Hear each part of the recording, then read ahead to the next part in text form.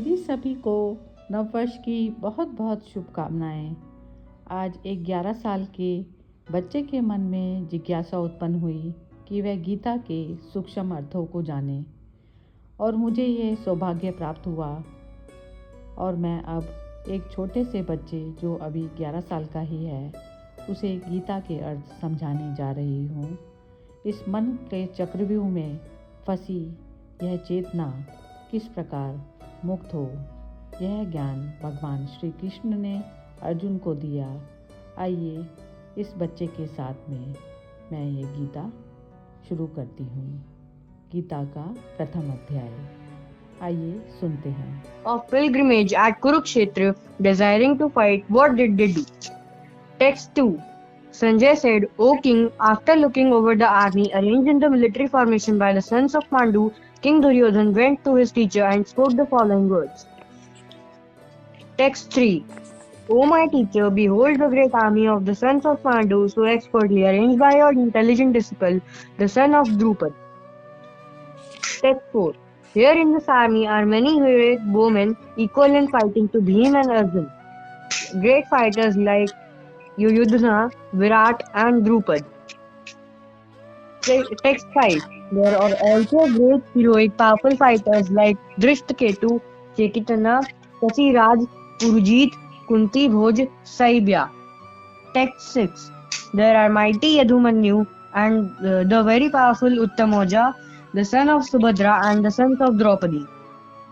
All these warriors are great chariot fighters. Text 7. But for your information, O best of Brahmanas, let me tell you about the captains who are especially qualified to lead my military force. Text 8. There are personalities like you, Bhishma, Karna, Kripa, Ashwathama, Vikarna and the sons of Somdatta called Bhurisava, who are always victorious in battle. Text 9. There are many other heroes who are prepared to lay down their lives for my sake. All of them are well equipped with different kinds of weapons and are all experienced in military science. Text 10. Our strength is immeasurable and we are perfectly protected by the grandfather Bhishma, whereas the strength of Pandavas, carefully protected by Bhishma, is limited. Text 11. All of you must now give full support to grandfather Bhishma as you stand at your respective strategic points of entry into the phalanx of army. Text 12. Then Bhishma, the great valiant grandsire of the Kuru dynasty, the grandfather of the fighters, blew his conch shell very loudly, making a sound like a roar of lion, giving Duryodhan joy. Text 13. After that, the conch shells, drums, bugles, trumpets and horns were all suddenly sounded, and combined sound was tumultuous. Text 14. On the other side, both Lord Krishna and Arjun, stationed on the great chariot drawn by white horses, sounded their transcendental conch shells. Text 15. Lord Krishna blew his conch shell, called Panchajanya. Arjun blew the Devdatta, and Bhim, the ferocious eater and performer of Herculean tasks, blew his terrific conch shell called Pondra. हाँ, बस एक minute. अब अपना भी पहले 15 तक का जो है थोड़ा सा इसका ब्रीफ करो, तो थोड़ा सा ब्रीफ करो कि ये फर्स्ट जो श्लोक था, तो इसमें जो धृतराष्ट्र कौन थे और संजय कौन थे, ये सब बताओ।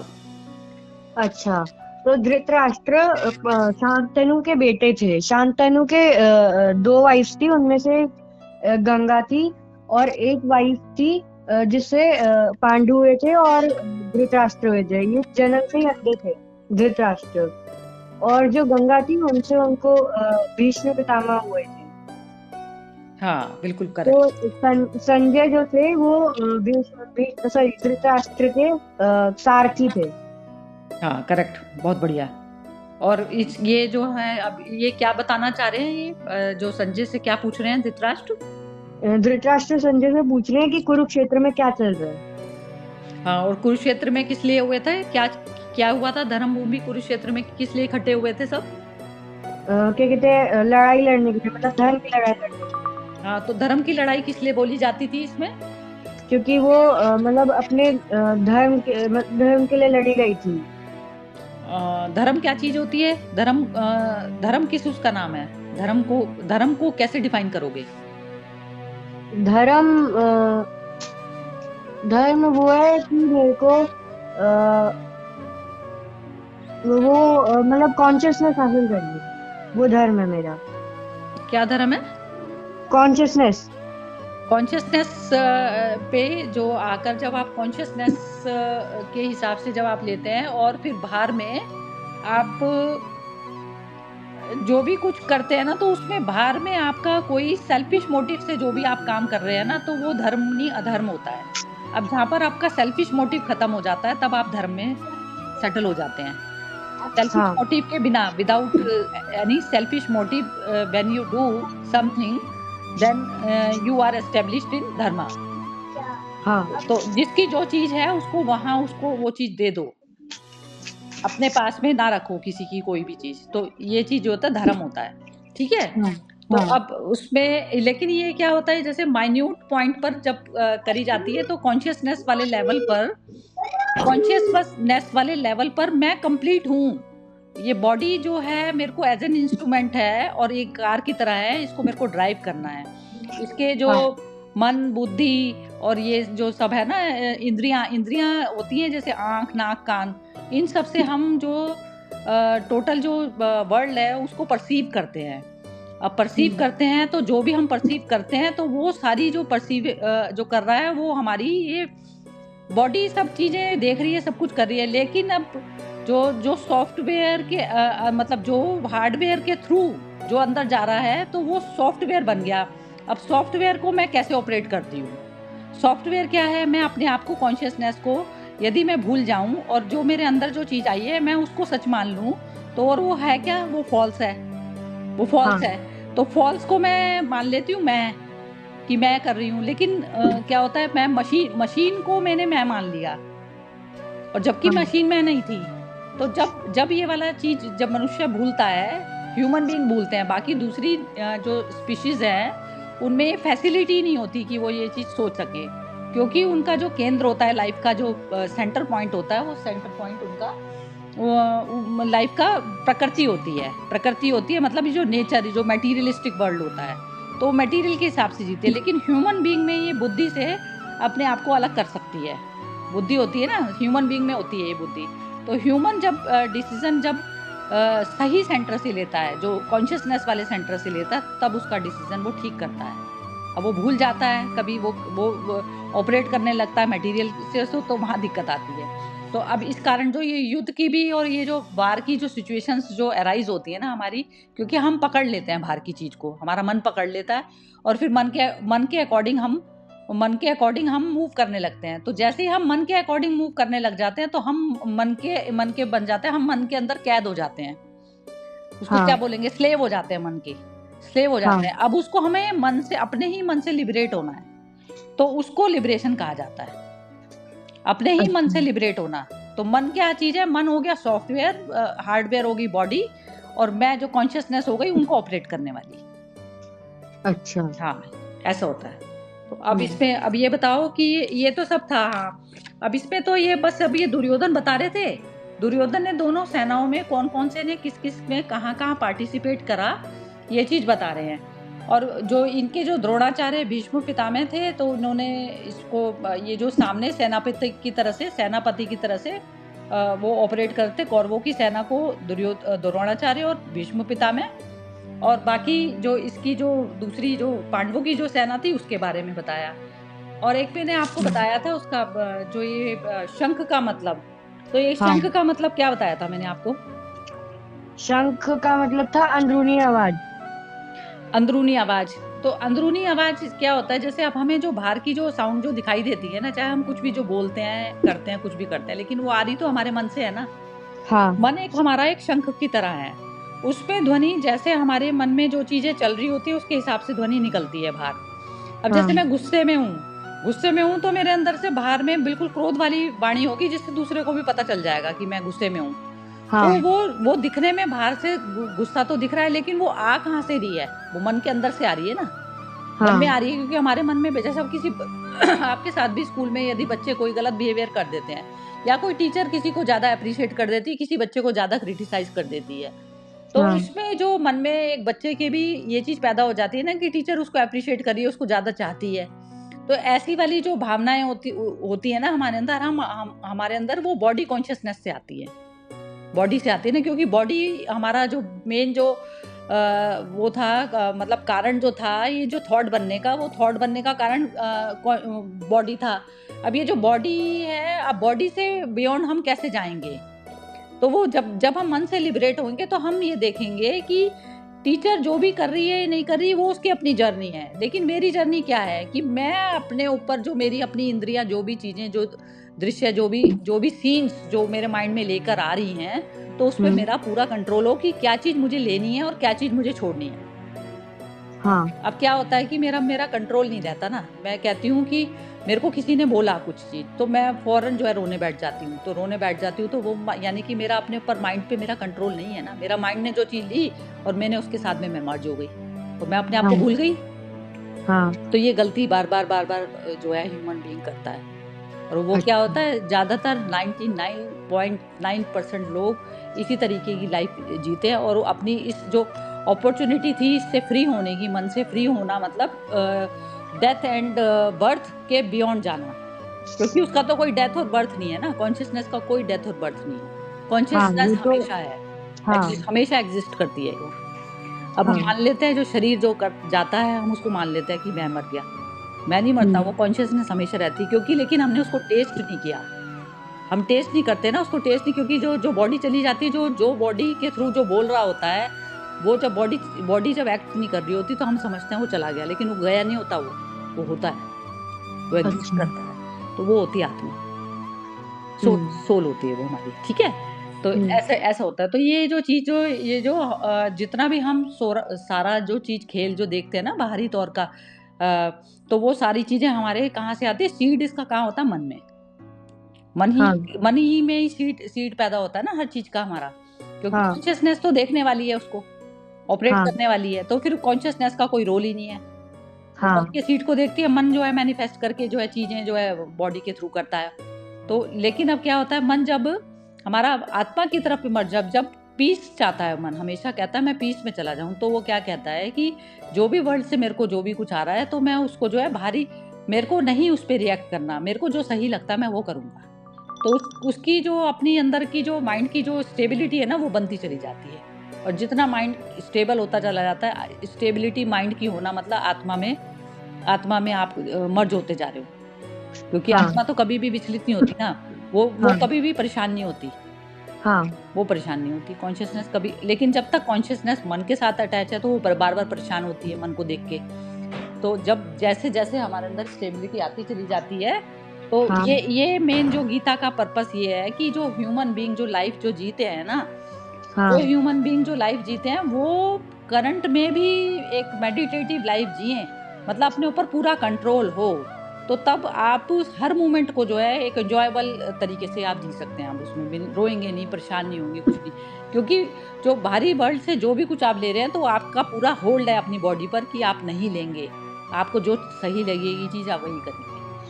जो ऐसे करके हम छोटे छोटे बेबी स्टेप उठाते हैं पहले, फिर धीरे धीरे हमें आदत पड़ जाती है। वैसे हमें बाहर के वर्ल्ड को भारी छोड़ना है पहले, उसमें से क्या चीज लेनी है। जैसे आपको 10 खाने पड़े हैं आपके सामने टेबल पे, लेकिन आपको जो चीज पसंद है, आप ये नहीं ना कि आपका मन चल गया और पता चला वो फूड आपकी बॉडी के लिए ठीक नहीं है, तो आप नहीं लेंगे ना वो। तो इस प्रकार की कंट्रोल जो जब मनुष्य करने लग जाता है ना, तो इस प्रकार से हम फिर वो लिबरेट वाली सिचुएशन में हम जाने लगते हैं। तो एक दो स्टेप लेते जाओ, और बार बार इस अवेयरनेस में आना पड़ता है कि हम कॉन्शियसनेस है, हम बॉडी नहीं है। बॉडी हम एज अ टूल की तरह से इस्तेमाल करेंगे बस। और बॉडी में जैसे अब आपकी कार है, कार में आपने डीजल भरवा दिया और आपकी भरती थी उसमें पेट्रोल, तो गड़बड़ हो जाएगा ना काम। ऐसे हमें बॉडी का ख्याल रखना पड़ता है, क्योंकि जब तक हम इस बॉडी में हैं, तो यदि बॉडी में दिक्कत आती है तो हमें भी दिक्कत आती है ना, परेशान होते हैं। तो बॉडी को वही आइटम्स दें जो आपकी बॉडी के लिए ठीक है। इसी प्रकार मन को भी वही डोज देनी है जो हमारे को आत्मा में प्रतिष्ठित करे, मतलब आत्मा में हमें मर्ज करे। वो चीज़ देनी है मन को डोज। हमें लेनी ही नहीं है ना बाहर से कोई भी चीज़, खराब चीज़, कोई बुरा कह रहा है, अच्छा कह रहा है, कुछ हमें लेना देना नहीं है। कोई किसी को एप्रिशिएट कर रहा है, कोई किसी का फेवर कर रहा है, हमें लेना देना नहीं है किसी से भी। हाँ हमें जो अच्छा लगता है हमें वो करना है। तो ये इंडिविजुअल जर्नी होती है, इसमें कोई आपस में कोई भी किसी का फ्रेंड नहीं होता इसमें। कोई हाँ हो ही नहीं सकता, इवन माँ-बाप भी नहीं हो सकते। वो सिर्फ़ एज़ अ बॉडी जो है चाइल्ड की टेक केयर कर सकते हैं, लेकिन आत्मा का साथ नहीं दे सकता कोई भी। कॉन्शसनेस एक ही होती है। कॉन्शसनेस क्या है? थॉटलेस वाली जो कॉन्शसनेस है वो हमारी सबकी एक है। तो उसमें जाकर जब तक हम मर्ज नहीं होते ना, तो तब तक उसमें कोई संगी साथी नहीं है। तो इसमें ऐसा नहीं है कि आप छोटे हो तो आपके अंदर नहीं आएगी। क्या पता बड़े से ज़्यादा अवेयरनेस आपके अंदर हो, क्योंकि इनोसेंस है अभी। और बाहर वाले जो जो दूसरे जो बड़े लोग होते हैं, वो लोग मैनिपुलेशन ये सब जो चीज़ें करते हैं, तो वो क्या करते हैं, उनको ना संसार में सारी चीज़ों से अटैचमेंट हो जाती है और फिर वो उसके कारण एक दूसरे को परेशान करते हैं। तो कई बार होता है कि जैसे बच्चा जो है वो भगवान को पा लेता है बजाय बड़े के, क्योंकि बड़ों में वो इनोसेंस नहीं आ पाती है। तो ऐसा होता है। तो ये चीज़ जो है, ये सारा जो शंखनाद का जो बताया था ना भगवान ने, तो ये शंखनाद सबने अलग-अलग बजाए, क्योंकि सबकी मेंटालिटी अलग है, तो सबके शंखों के नाम भी इसमें अलग-अलग अलग-अलग बताए गए। ठीक है? हाँ ये टोटल बस यहाँ तक तो इतना ही था। और अब जो है ये, चलो पढ़ो, फिर पढ़ो, आगे पढ़ो। Text 16 to 18. King Yudhishthir, the son of Kunti, blew his conch shell. The Anant Vijay and Nakul and Sahdev blew the Ghost and Mani Pushpaka. The great Arker, the king of Kasi, the great fighter Shikandi, Drishtadyumna, Virat and the unconquerable Satyaki, Drupad, the sons of Draupadi and others. O king, such as the mighty and son of Subhadra, all blew their respective conch shells. हाँ, तो ये इसमें ये बताओ, ये अभिमन्यु कौन थे? अभिमन्यु क्या कहते हैं, एक मतलब बहुत अच्छे फाइटर थे जो कि चक्रव्यूह में घुस गए थे। हाँ, तो चक्रव्यूह क्या होता है? ये उसके थे, ये भांजे थे, ये उसके कृष्ण के अच्छा। भांजे थे, क्योंकि जो उनकी जो वो थी बहन थी, उससे अर्जुन की शादी हुई थी। तो ये उसके भांजे थे अभिमन्यु, और बहुत अच्छे वो थे युद्ध में लड़ने वाले। लेकिन अब इसमें क्या थे, अभिमन्यु कौरवों की तरफ से लड़ रहे थे या फिर पांडव की तरफ से, क्योंकि अर्जुन था ना, अर्जुन तो फादर थे ना उसके। अच्छा। तो नेचुरली वो पांडवों की तरफ से ही लड़ेंगे। तो जो द्रौपदी थी ना, द्रौपदी के भी 5 पुत्र थे। द्रौपदी के 5 पुत्र थे। हाँ। तो द्रौपदी के भी 5 पुत्रों की तो द्रौपदी के 5 पुत्रों की तो डेथ हो गई थी। वो उसमें अश्वत्थामा ने मार दिया था ना। अश्वत्थामा ने लास्ट डे में उसने जो पांडव समझ के 5 को आग से जला दिया था। तो 5 पुत्रों की मृत्यु हो गई थी द्रौपदी के। तो एक तो द्रौपदी भी थी अर्जुन की वाइफ, और एक सुभद्रा भी थी। सुभद्रा जो है कृष्ण की बहन थी। अच्छा, ठीक है। तो ये उसमें ये बता रहे हैं, तो इन्होंने जो क्या करा था, ये जैसे ऐसे स्टोरी अभिमन्यु के लिए आती है कि जैसे वो सुभद्रा जब प्रेग्नेंट थी, तो जब अभिमन्यु माँ के गर्भ में थे, तो तब जो है उन्होंने जो वो अर्जुन जो है युद्ध में प्रवेश करना सिखा रहे थे, युद्ध में एंटर करना। तो एंटर करना मतलब क्या कहते हैं, अभिमन्यु के फादर थे अर्जुन। हाँ। तो अर्जुन सुभद्रा को स्टोरी सुना रहे थे कि कैसे जो है युद्ध में प्रवेश किया जाता है, मतलब चक्रव्यूह के अंदर। तो कहते हैं कि वो फिर उस टाइम में कह रहे हैं, आधी स्टोरी सुनते सुनते सुभद्रा सो गई। सो गई, तो अभिमन्यु को चक्रव्यूह से बाहर नहीं निकलना आया। तो ये चीज उसने अपने जन्म से पहले ही सीखी हुई थी। तो जन्म से पहले सीखी हुई का मतलब ये नहीं है, पता क्या है, जैसे मैं अब इसको थोड़ा सा एक सटल लेवल पर बता रही हूँ तुम्हें कि जैसे ऐसा नहीं होता, जैसे जब हम पता चल जाता है ना कि हम कौन हैं, हम कहाँ से आए हैं, कौन हमारा मित्र है, तो कौन मित्र हुआ, जो हमें आत्मा में मर्ज करे वो हमारा मित्र हुआ, रियल मित्र। अब हम आए कहाँ से हैं, हम आए, आना और जाना किसका है, आना जाना तो शरीर का है ना, हम तो कहीं आते जाते हैं नहीं। कॉन्शियसनेस कहीं आती जाती नहीं ना, ये बॉडी ट्रैवल करती है। जैसे गाड़ी ट्रैवल करती है तो आप थोड़ी ना कहेंगे, गाड़ी एक जगह से दूसरी जगह जा रही है, तो उसमें आप थोड़ी ना ट्रैवल करें, आप तो गाड़ी में ही थे, ट्रैवल तो गाड़ी ने किया ना। हाँ। तो कहीं नहीं आए गए। तो इस प्रकार से ये जो चीज होती है ना, ये सटल लेवल पर ये कही जाती है, जैसे चक्रव्यूह में प्रवेश करना, मतलब जैसे संसार में तो आ गए, अब संसार को चलाना कैसे है, चलना कैसे है, इसमें ये चीज नहीं पता चली। मैंने बताया था ना, एक मशीन का उदाहरण दिया था आपको मैंने, एक हाँ। मशीन जैसे है ऑपरेट करनी, आपने उसका मैनुअल नहीं पढ़ा और उसको ऑपरेट करने लगोगे तो खराब ही करोगे ना मशीन। ऐसे हम लोग करते हैं, क्योंकि हमें अपना पता नहीं है कि हम हैं कौन और हम हैं कौन, और हम इस जो बॉडी है, जो हमारी जो मशीन, इसको हमें समझ नहीं आता कैसे ऑपरेट करें। हाँ। अलग-अलग जो है सब चीज़ें भागती हैं और उनके उनके अकॉर्डिंग उनसे हम कंट्रोल्ड होते हैं। कोई चीज़ देख ली, बाहर मूवी देख ली, उसमें बैठे रह गए, हमें पता ही नहीं अपना। तो ये चीज़ नहीं पता होती ना हमारे को, तो जब हमें अपना पता चलता है कि हम सेल्फ हैं कौन, तो तब हम इसको मशीन को ऑपरेट करने के लिए वो होते हैं, अवेलेबल होते हैं। नहीं तो क्या होता है, मशीन ही हमें ऑपरेट कर रही होती है। उल्टा चलता है ना हमारा, उल्टा हाँ। चलता है। तो ये चीज़ जो है उसमें मतलब ये हो जाता है कि इस बॉडी में चक्रव्यूह, मतलब बॉडी का ही समझ लो कि चक्रव्यूह में तो प्रवेश कर लिया, अब इसको कैसे हमें निकलना है बाहर, इससे बॉडी से कैसे बाहर निकलना है ये हमें नहीं पता। क्या चीज़ हाँ। चक्रव्यूह हुई? मन हाँ। चक्रव्यूह हुआ। मन चक्रव्यूह में प्रवेश, मन क्योंकि जहाँ पर सीड पैदा होते हैं। तो सीड क्या होता है? सीड की कोई मैंने इच्छा रखी थी अपनी, इस कारण वो सीड मेरा मन का पड़ा हुआ था, तो चक्रव्यूह में प्रवेश तो कर गई मैं, अब मुझे निकलना नहीं आ रहा इस बॉडी से बाहर, कैसे मैं निकलूँ? क्योंकि बॉडी में जिसने ये समझ लिया कि ये केज है, तो तभी तो वो उसके लिए वो करेगा ना, एफर्ट करेगा ना। अब हम हाँ। कोई केज मानते ही नहीं इसको, अच्छा। जो केज मान ही नहीं रहा वो क्यों एफर्ट करेगा? अभी उसको पता ही नहीं है ये चीज़। और ये आपको तो मैं बता रही हूँ, लेकिन ये बहुत लोग होंगे जो बड़े जो लोग होते हैं उनको नहीं पता होती ये चीज़। हाँ। ऑलमोस्ट मतलब काफ़ी सभी को ही नहीं पता होती, बहुत 1-2 जने होते हैं तुम्हारे जैसे जिनको पता चलती है ये इतनी जल्दी। और जितनी जल्दी ये चीज़ पता चल जाती है उतना आप जो है फ्री होने के हिसाब से, और उतने कर्म में जो प्योरिटी होती है ना, जैसे हमने किसी को दे दिया, कर दिया, तो हम सोचते हैं हमने बड़ा अच्छा कर दिया, ऐसा नहीं होता। यदि आपने किसी गलत को दे दिया तो आप उसमें बाकायदा, जैसे आपने किसी को पैसे दिए और उसने पैसे का मिसयूज़ उसने कर दिया। पैसे का कुछ गलत यूज किया तो फिर वो हमको कर्म चढ़ेगा बुरा। हाँ, आप भागीदार हो गए ना, पार्टिसिपेट कर लिया आपने उसके साथ। हाँ। हाँ, बड़ी जल्दी पता चल गया तुम्हें तो।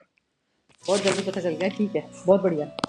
चलो ये पढ़ो आप, कौन सा पढ़ना है? 20 हाँ। हाँ। Text 20. Hmm. At that time, Arjun, the son of Pandu, sitting on chariot bearing the flag marked with Hanuman, took up his bow and prepared to shoot his arrows. O king, after looking at the sons of Dhritarashtra drawn in military array, Arjun then spoke to Lord Krishna these words. हाँ, Text 21 to 22. हाँ, 23rd तक पढ़ो आप। O Arjun said, O infallible one, please draw my chariot between the two armies so that I may see those present here who desire to fight and with whom I must contend in this trial of arms. Text 23. Let me see those who have come here to fight, wishing to please the evil-minded son of Dhritarashtra. अब इसमें अर्जुन ने क्या बोला था उनको? कृष्ण को क्या बोला? अर्जुन ने कृष्ण को बोला कि हे अच्युत, मेरी बग्घी को दोनों सेनाओं के बीच में ले जाओ, क्योंकि मुझे देखना है कि कौन कौन मुझसे लड़ने आया है, जो कि दुर्योधन को वो करना चाहता है। हाँ, दुर्योधन को मतलब उसको हेल्प करना चाहता है, मतलब दुर्योधन की हेल्प करना चाहता है।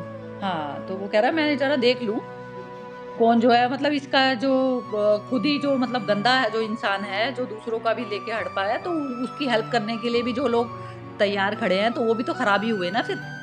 हाँ। गलत का जो साथ दे रहे हैं तो वो भी गड़बड़ी हुई हुई है पीस, तो ये कह रहे हैं मैं उन सबको मैं देख लूँ। हाँ, बोलो।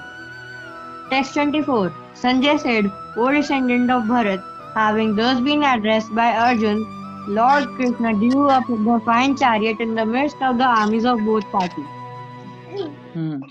पढ़ो। Text 25. In the presence of Bhishma, Drona, and all the other chieftains of the world, the Lord said, Just behold past all the Kurus assembled here. Text 26. There Arjuna could see, within the midst of armies of both parties, his fathers, grandfathers, teachers, maternal uncles, brothers, sons, grandsons, friends, and also his father-in-law and well-wishers. तो वो अब अर्जुन सबको देख रहा है, अब कौन कौन पार्टिसिपेंट है इसमें दोनों तरफ से, है ना? और पढ़ो। Text 27. When the son of Kunti, Arjun, all these saw different grades of friends and relatives. He became overwhelmed with compassion and spoke thus. हाँ, तो वो कह रहे हैं कि ये कंपैशन से जो है वो देखकर परेशान से हो गए, देखकर हाँ कि अब हाँ, क्या था उनके अंदर, परेशान किस लिए हो गए थे? क्योंकि उनके सारे जितने भी रिश्तेदार थे, मतलब दादा परदादा सब उसके खिलाफ लड़ने के लिए वो थे। हाँ, तो वो क्या था उनके, वो परेशान इंसान किस लिए होता है? क्योंकि उसको ना याद आ जाती है कि हाँ, उसने जिसके साथ जो जैसा टाइम स्पेंड किया होता है, तो वो मतलब टाइम जितने भी उनका, मेमोरीज होती है वो मन में घूम जाती है। हाँ, वो मेमोरी घूम जाती है सारी। ठीक है, पढ़ो। Text 28. Arjuna said, "My dear Krishna, seeing my friends and relatives present before me in such a fighting spirit, I feel the limbs of my body quivering and my mouth drying up." Text 29. My whole body is trembling, my hair is standing on end, my bow Gandhi is slipping from my hand, and my skin is burning. Text 30. I am now unable to stand here any longer. I am forgetting myself and my mind is reeling. I see only causes of misfortune. O Krishna, killer of Kasi demons. Text 31. I do not see how any good can come from killing my own kinsmen in this battle, or nor can I. My dear Krishna, desire any subsequent victory, kingdom, or happiness. हाँ, 1 minute. अब इसमें ना ये यही चीज़ बोल रहे हैं कि ये ना, जैसे अब उसने,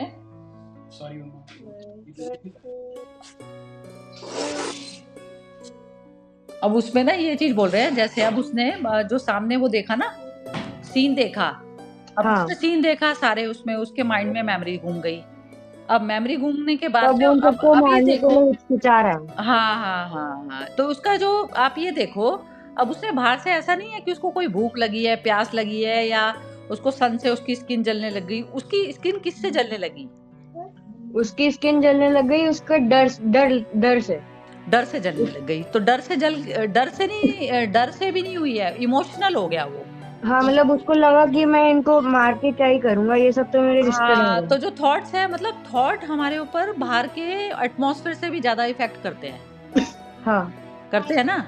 हाँ हाँ, तो जैसे हम कोई मूवी देख लें, बहुत डरावनी सी मूवी देख लें, तो हमारी बॉडी पे उसके वो दिखने लग जाते हैं ना, सिम्टम हाँ। बॉडी पे। अब जैसे हमने कोई सपना ही देख लिया और हमने कुछ हम्म, करा है नहीं उसमें, हम उठे भी नहीं, कुछ भी नहीं किया हमने, लेकिन हाँ फिर भी हम जो है सपने में डरते हैं, तो हमारी बॉडी जो है, मॉर्निंग में हमें पता चलता है कि हम डरे थे, तो वो बॉडी रिएक्ट करती है सपने में भी।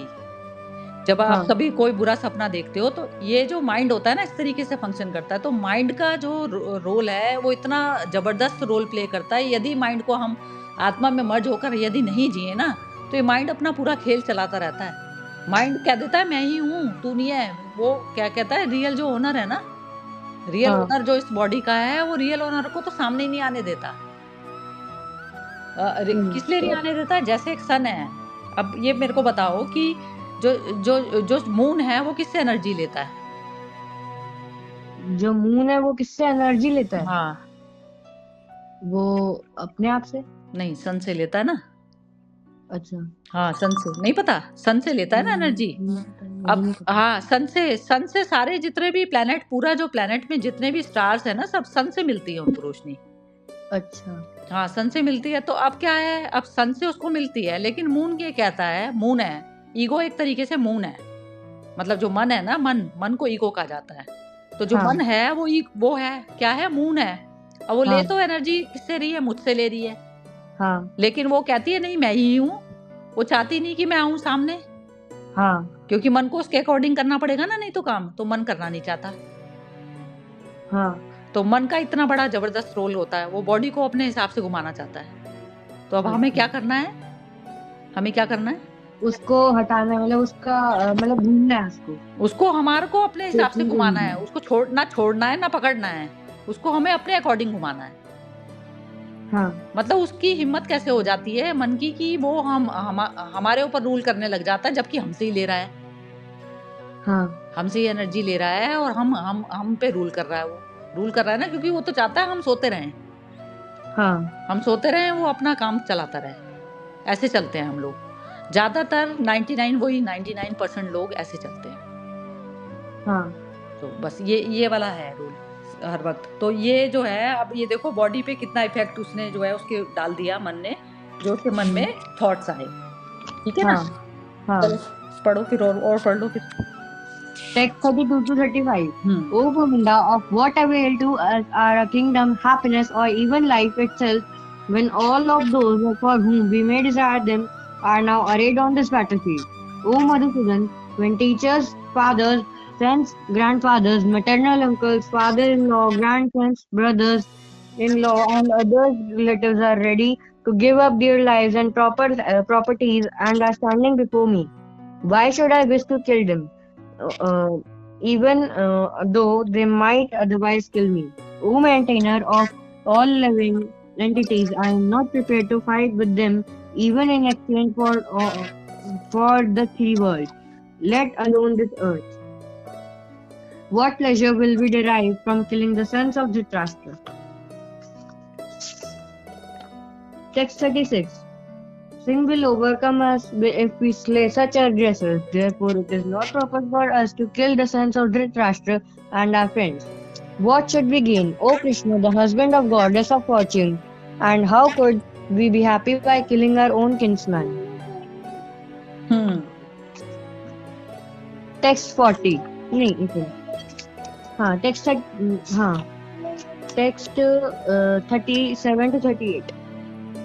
O Janardhan, although these men, their hearts overtaken by greed, see no fault in killing one's family or quarreling with friends, why should we, who can see the crime in destroying a family, engage in these acts of sin? Text 39.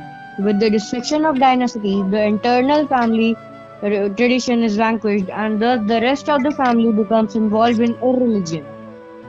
Text 40. When religion is prominent in the family, O Krishna, the women of the family become polluted, and from the degradation of womanhood, O descendant of Vrishni, comes unwanted progeny. Text 41. An increase of unwanted population certainly causes hellish life both for the family and for those who destroy the family tradition. The ancestors of such corrupt families fall down because the performances of offering them food and water are entirely stopped. Text 42. By the evil deeds of those who destroy the family tradition and thus give rise to unwanted children, all kinds of community projects and family welfare activities are devastated. Text 43. O Krishna, maintainer of the people, I have heard by succession that those who destroy family traditions always dwell in hell. Text 44. Alas, how strange it is that we are preparing to commit greatly sinful acts, driven by the desire to enjoy royal happiness. We are intent on killing our own kinsmen. Text 45. Better for me if the sons of Dhritarashtra, weapon in hand, were to kill me unarmed and unresisting on the battlefield. Text 46. Sanjay said, Arjun, having thus spoken on the battlefield, cast aside his bow and arrows and sat down on the chariot, his mind overwhelmed with grief.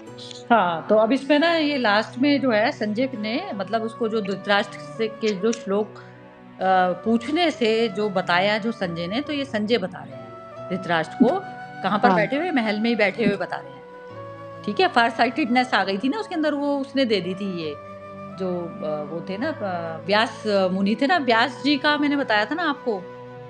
व्यास जी जो थे, ये जो इनकी जो मत्स्य कन्या से जो शादी हुई थी ना शांतनु की, हाँ तो उसके बेटे थे व्यास। एक तरीके से व्यास जी जो व्यास मत्स्य ऋषि, कन्या की शादी शांतनु से थोड़ी ना हुई थी, भीष्म पितामह से हुई थी ना। नहीं, भीष्म पितामह तो ने तो शादी नहीं की थी। अच्छा शांतनु ने वो जो एक मत्स्य, भीष्म पितामह गंगा के पुत्र थे पहले, अच्छा और जो हाँ शांतनु ने दूसरी शादी की थी जो मत्स्य कन्या से की थी, तो वो जो उससे दो पुत्र हुए थे, वो धृतराष्ट्र और वो हुए थे। लेकिन अब क्या थे कि ये भी स्टोरी कैसी थी कि ये जो दोनों जो पुत्र हुए थे ना, तो इसमें भी क्या था कि जो रियल जो नहीं ये तो जो उसके वो जो थी ना मत्स्य कन्या थी, ये उसके वो थे पोते थे, ये धृतराष्ट्र और ये धृतराष्ट्र और पांडु, ये जो अच्छा उसके ये जो व्यास जी जो इनके पुत्र शादी से पहले के पुत्र थे, अच्छा मत्स्य कन्या जो जो शांतनु से जिसने शादी की थी, तो उन्होंने एक बार ऋषि से शादी की थी। ऋषि उसके थे, ऋषि पराशर से शादी करी, फिर उसके उसके पुत्र पुत्र बने ये व्यास जी, पुत्र का जन्म हुआ था।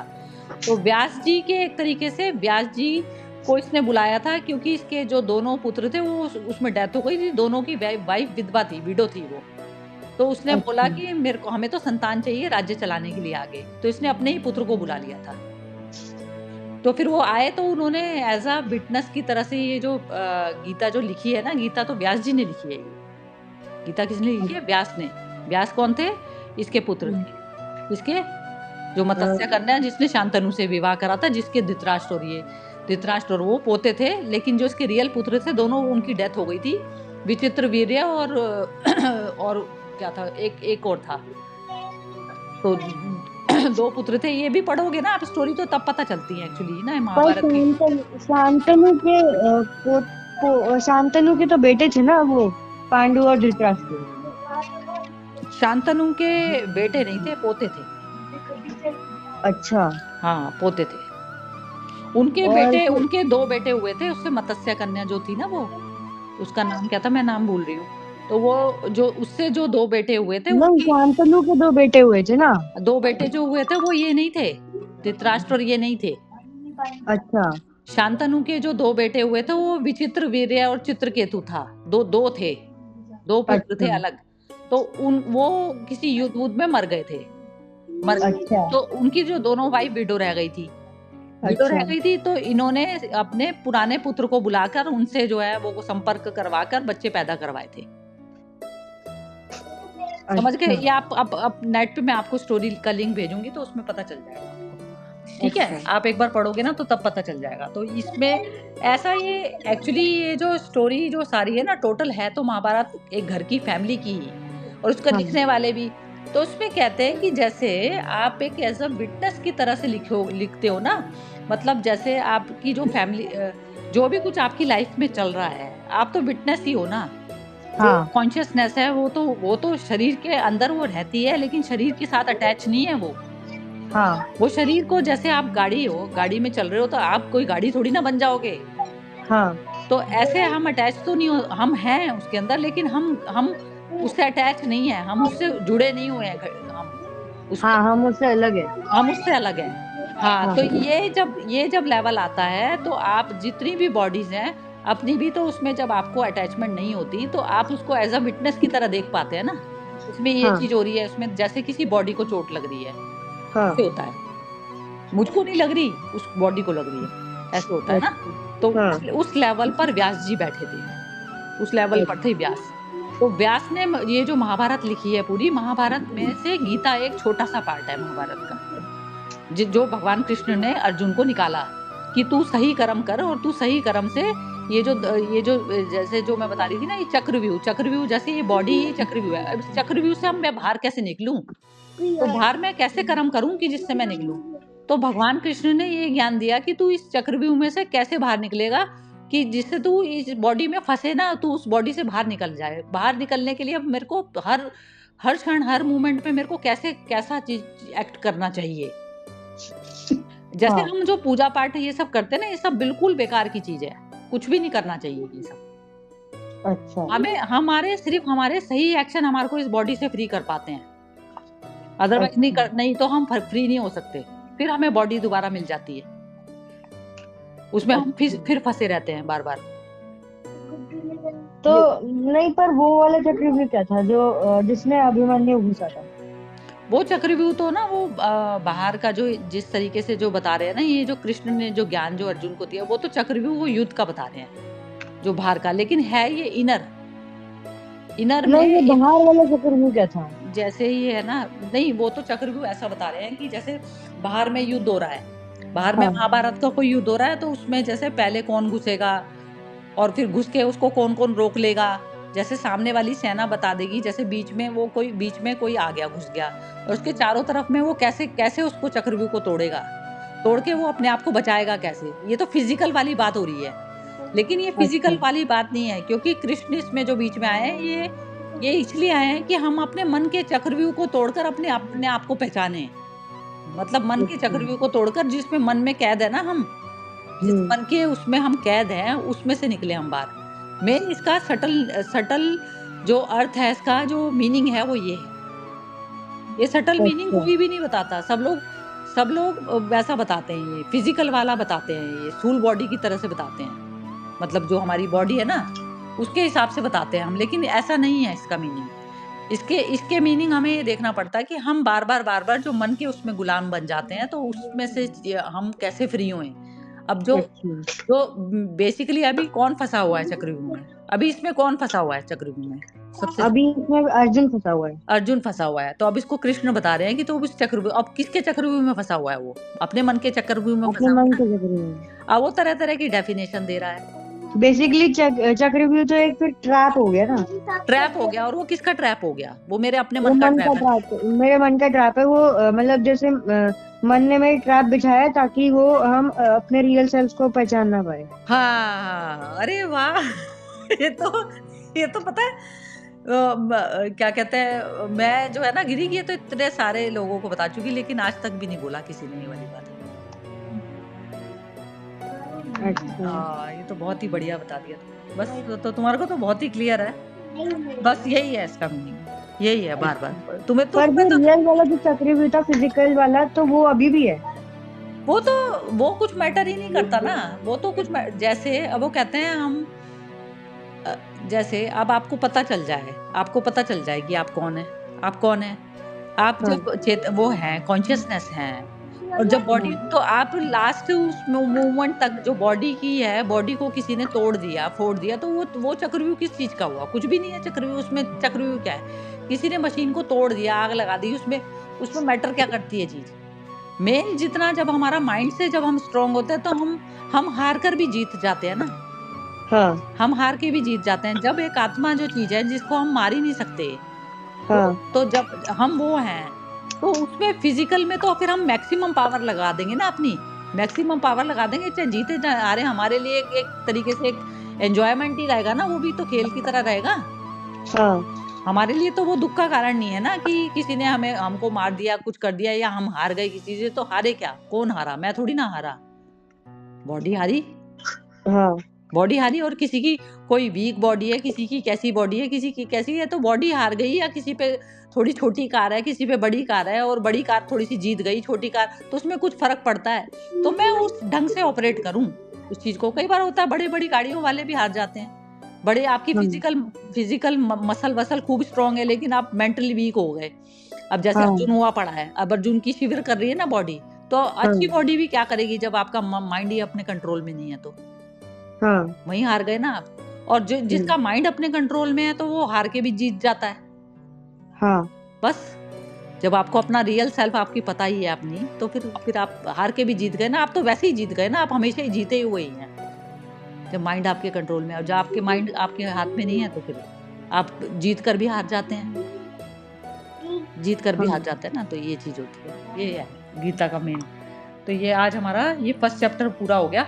तो उसमें जो है, बस अब संजय ने उनको ना, ये अर्जुन की जो मेंटल जो उसकी हालत चल रही है ना, तो वो चीज उसको धृतराष्ट्र को बताई है उन्होंने बेसिकली। तो जो वो थे, जो ऋषि थे, उन्होंने पूरा भी तो लिखा होगा ना, महाभारत पूरी भी तो लिखी होगी।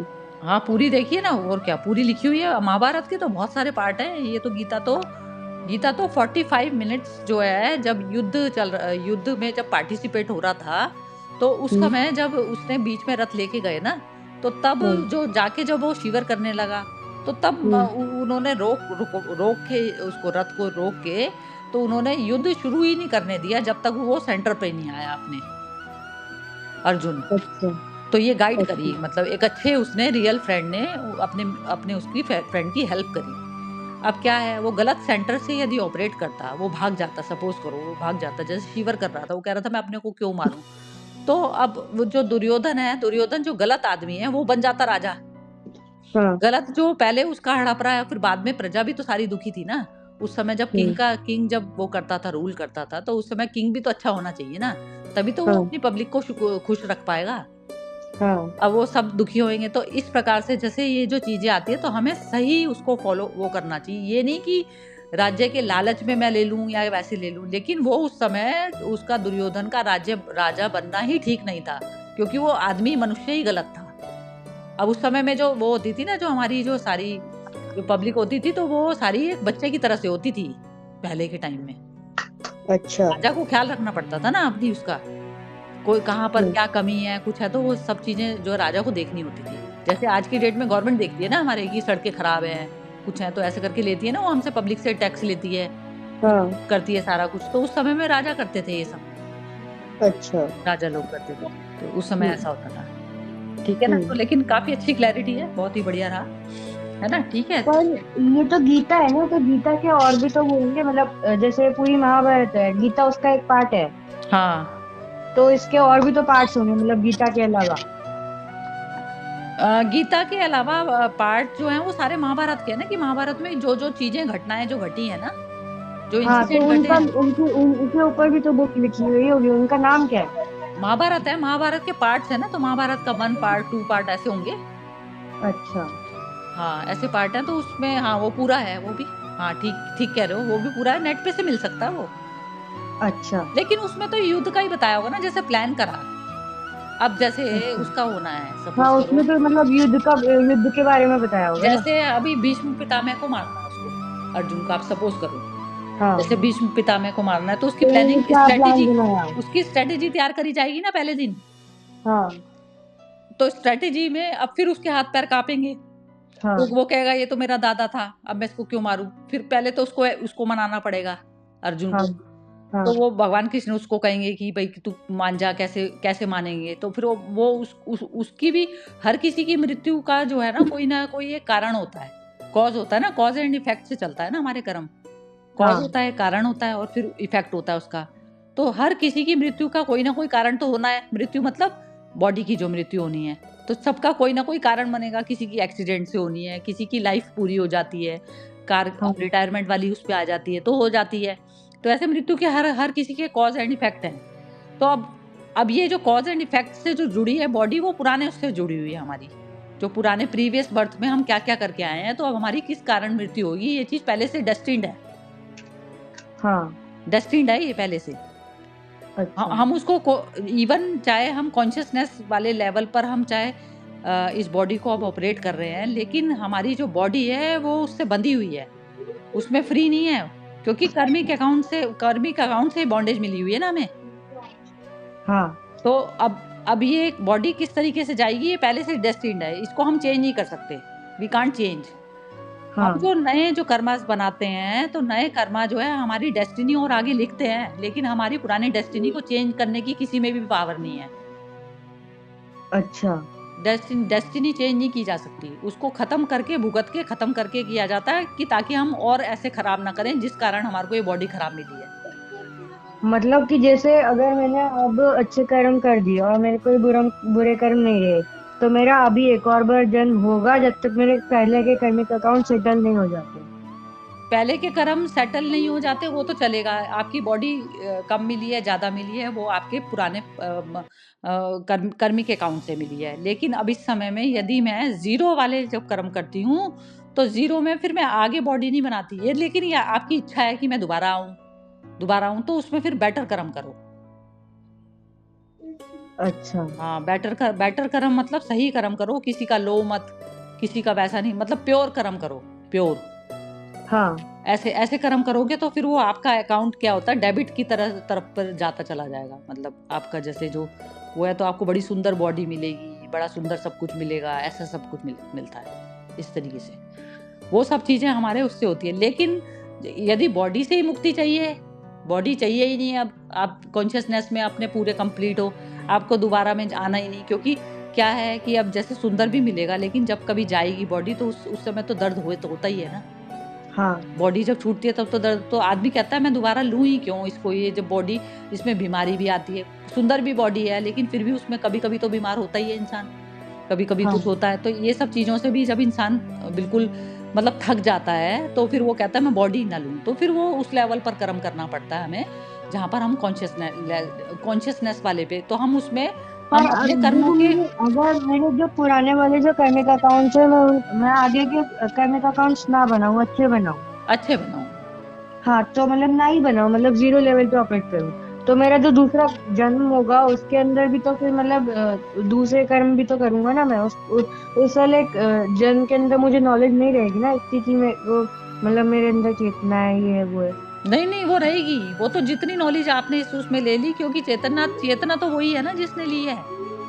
अच्छा, तो हाँ, मतलब अगले वो जन्म तक नॉलेज वो रहेगी। वो भूलती थोड़ी ना है। अच्छा। वो भूलती नहीं है। वो तो अच्छा। यदि आपने जितनी नॉलेज ले ली, जितने आप हो गए, तो वो तो आपकी वो अगले जन्म में ट्रांसफर हो जाता है ना, मन तो पूरा। अच्छा, हाँ, वो ट्रांसफर हो जाता है, बॉडी दूसरी बन जाती है, दूसरी बॉडी का कुछ तो मतलब ट्रांसफर मैं नहीं होता। भूलूंगा नहीं मेरा पिछला जन्म। ना, कुछ नहीं भूलता। भूलता थोड़ी ना है कुछ भी, सब याद रहता है। वो तो बता अच्छा। नहीं पाता, क्योंकि बच्चा होता है ना, बच्चा होता है, बड़ा होता है, जो धीरे-धीरे जो अंदर जो जब वो दोबारा जो जब जन्म होता है, तो हम दोबारा में वो चीज़ें हमारे को हम जल्दी ग्रास्प कर लेते हैं ना। जैसे जो हाँ। चीज़ आपने पढ़ ली, सब कुछ सीख लिया आपने, डाइजेस्ट हो गई। जैसे फायर है, जलाती है, तो ये आपने सीख लिया। तो अब हाँ। दोबारा थोड़ी ना सीखना पड़ता है आपको, डाइजेस्ट कर लिया आपने। जो चीज़ हाँ। डाइजेस्ट कर लिया आपने, वो आपकी अपनी हो गई।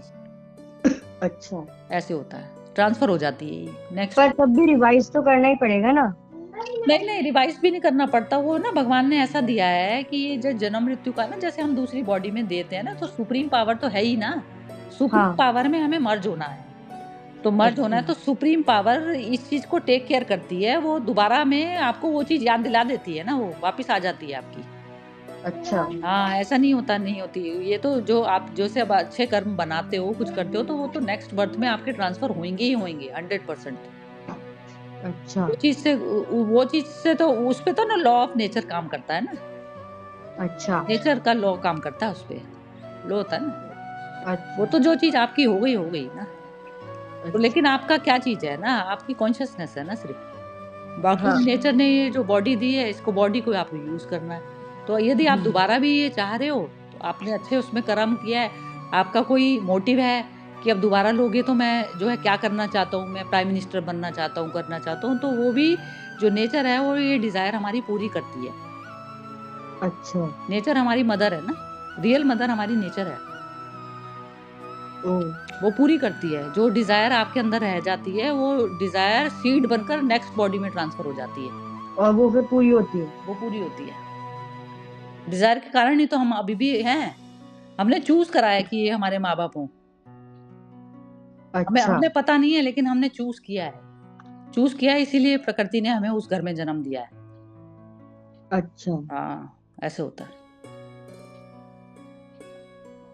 तो ये नेचर का होता है। ठीक है, अभी धीरे धीरे आपको और समझ में वैसे तो बहुत जल्दी आपकी तो मतलब बहुत जबरदस्त पावर है पकड़ने की, क्योंकि इनोसेंट हो ना अभी, तो इनोसेंस में सब कुछ जा रहा है। बल्कि ये जो थोड़ा सा ज्यादा वैसे एज वाले जो लोग होते हैं ना, वो बल्कि नहीं समझ पाते। अच्छा। हाँ, उनकी क्या होता है ना, कंडीशनिंग इतनी जबरदस्त हो जाती है, कंडीशनिंग इतनी पत्थर की तरह से जम जाती है, वो पहचान ही नहीं पाते अपनी कॉन्शियसनेस को। वो टोटल जो अच्छा। है माइंड के अंदर जो है वो हो जाते हैं, स्लेव हो जाते हैं। और हाँ। फिर वो उसके अकॉर्डिंग चलते हैं। जैसे वो बता रहे हैं ना इसमें, श्राद्ध करना, ये सब करना, वो कह रहे हैं ना कि ये श्राद्ध कौन करेगा, वो कौन करेगा, जैसे अर्जुन पूछ रहे हैं उनसे। अब ये हाँ। सब चीज़ों का वो मैंने लास्ट टाइम भी बताया था कि जैसे उसमें श्राद्ध का मतलब क्या होता है। श्राद्ध का मतलब होता है कि पुराना जो मूवमेंट है उसमें मैं कुछ भी सोचूंगी नहीं। अब ये हाँ। फ्रेश मूवमेंट आया है, फ्रेश मूवमेंट में मैं फ्रेश काम करूंगी। हाँ। पुराना मूवमेंट के साथ में नहीं करूंगी ना, कि अब पुराने मूवमेंट में किसी ने मेरे को कोई गाली दे दी तो मैं अब सोचूं कि वो तो बुरा ही था। ऐसा नहीं ना, अब ये नया फ्रेश मूवमेंट है, मैं नया एक्ट करना है मुझे। मैं पुराने हाँ। विचार से अपने टाइम को क्यों खराब करूंगी अभी करंट वाले को। हाँ। तो ये चीज होती है, श्राद्ध का मतलब ये चीज है। हाँ। अब हम क्या करते हैं कि जो अब हमारे इसका जो एग्जाम्पल भी है, इसका एग्जाम्पल भी है। क्या एग्जाम्पल क्या। इसका एग्जाम्पल ये है कि अगर मेरे पास 2400 है, उसमें से मेरे कोई 100 चुरा लेता है, तो मैं अपने 2300 में आग थोड़ा लगाऊंगा।